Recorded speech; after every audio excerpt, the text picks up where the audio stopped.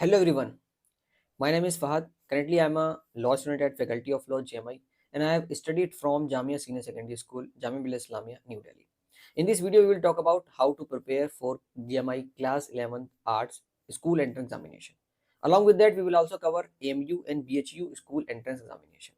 तो बिना time waste करे चलिए सीधा वीडियो को स्टार्ट करते हैं। उससे पहले आप सभी से रिक्वेस्ट है कि इस छोटी सी वीडियो को लास्ट तक जरूर देखिएगा। इसी के साथ साथ इस वीडियो के बीच में एक बहुत ही ज़रूरी और फायदेमंद यानी बेनिफिशियल इन्फॉर्मेशन आपको मिलने वाली है, तो छोटी सी वीडियो को लास्ट तक जरूर देखिएगा।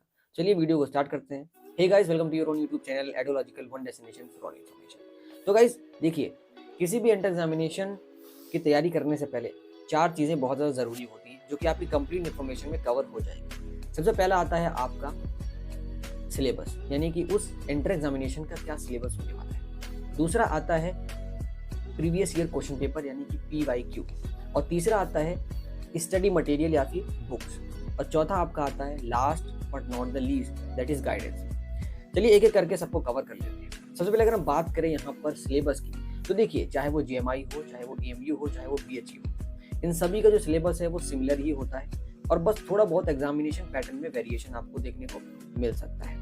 अगर हम बात करें पार्टिकुलरली जामिया के क्लास 11 आर्ट्स एंट्रेंस एग्जामिनेशन के सिलेबस की, तो यहाँ पर जो इंग्लिश है वो 25 मार्क्स का पूछा जाता है, यानी कि 25 MCQs होते हैं। इसके अलावा GK जो है वो 15 मार्क्स का होता है, यानी कि 15 MCQs होते हैं। इसके अलावा जो सोशल स्टडीज, जिसको हम सोशल साइंस भी कहते हैं, वो आपका 60 मार्क्स का होता है, यानी कि 60 MCQs होते हैं। अब यहाँ से आपको पता चल गया होगा कि एक MCQ 1 मार्क का होता है। इसके अलावा अगर हम बात करें एलिजिबिलिटी क्राइटेरिया की, तो एलिजिबिलिटी क्राइटेरिया तो सबको पता ही है कि भाई अगर आप क्लास 11 का एग्जाम दे रहे हैं तो क्लास 10 पास आउट होना चाहिए किसी रिकॉग्नाइज बोर्ड से, यानी वो CBSE भी हो सकता है, ICSE भी हो सकता है या स्टेट बोर्ड भी हो सकता है। तो ये तो आपकी बात हो गई सिलेबस की। तो अगर आप देखें तो AMU का भी और BHU का भी आपको स्क्रीन के सामने आ गया होगा। जब आप कंपेयर करेंगे तो आप समझ जाएंगे कि लगभग जो सिलेबस है वो सेम ही है, और सिलेबस भी आपका वही NCERT जो वाला जो पैटर्न NCERT जो सिलेबस होता है वही टोटल उसी में से क्वेश्चन आपके पूछे जाते हैं। बस एग्जामिनेशन पैटर्न चेंज होता है, यानी कि वहाँ पर सब्जेक्टिव होता है जो आपने क्लास 10 के बोर्ड एग्जाम में दिया है, और यहाँ पर आपको ऑब्जेक्टिव यानी MCQ बेस्ड क्वेश्चंस होते हैं। अब मैं बात करूँ यहाँ पर PYQ यानी दूसरे पॉइंट की, जो कि है लास्ट ईयर क्वेश्चन पेपर या प्रीवियस ईयर क्वेश्चन पेपर। ये कितना इंपॉर्टेंस रखता है? ये बहुत ज़्यादा इंपॉर्टेंस रखता है, क्योंकि इससे आपको पता चलता है कि एग्जामिनेशन में या एंट्रेंस में किस तरीके के सवाल पूछे जा रहे हैं, किस हिसाब से हमें आंसर करना है।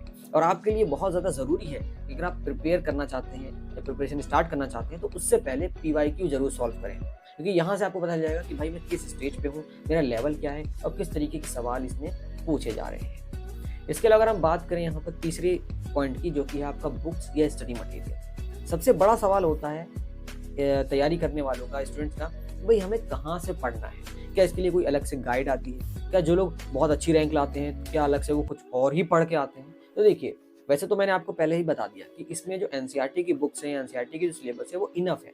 लेकिन अगर मैं बात करूँ कि भाई प्रैक्टिस के लिहाज से, तो उसके लिए मैं आपको 2 बुक रेफर कर सकता हूँ। सबसे पहले आती है आपकी यहाँ पर शफीकुर रहमान एंट्रेंस गाइड, जिसका नाम है JMI क्लास 11 कॉमर्स/आर्ट्स एंट्रेंस गाइड, जो कि आपको मार्केट में भी मिल जाएगी या आपको जो डिस्क्रिप्शन बॉक्स में लिंक है वहाँ से भी आप देख सकते हैं। इसके अलावा कॉन्सेप्टम पब्लिकेशन की भी एक बुक आती है जो कि सिमिलर गाइड ही होती है। ये दोनों में से कोई एक बुक आप ले सकते हैं प्रैक्टिस के लिहाज से, या फिर इसमें आपको रिवीजन पॉइंट्स या कुछ शॉर्ट्स में मेमोराइज करने के लिए आसानी हो जाती है, मैप्स वगैरह भी मिल जाते हैं। उसके अलावा last but not the least that is guidance.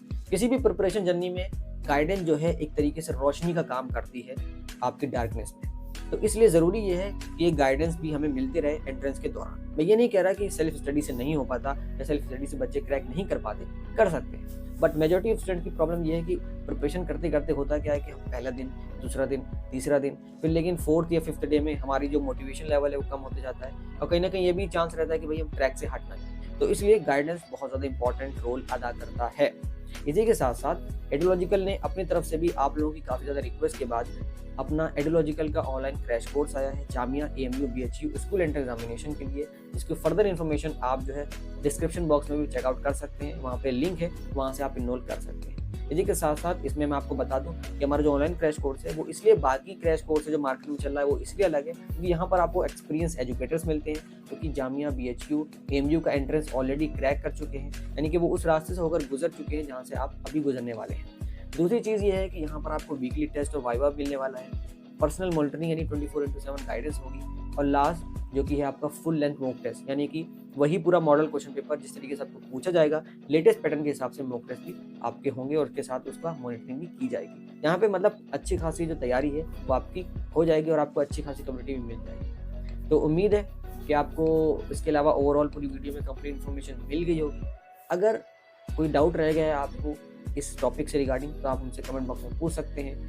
जैसे मैंने बताया ऑनलाइन क्रैश कोर्स की लिंक आपको नीचे और बुक्स वगैरह की भी लिंक आपको डिस्क्रिप्शन बॉक्स में मिल जाएगी, उसको चेकआउट जरूर कीजिएगा। मिलते हैं आपसे नेक्स्ट वीडियो में।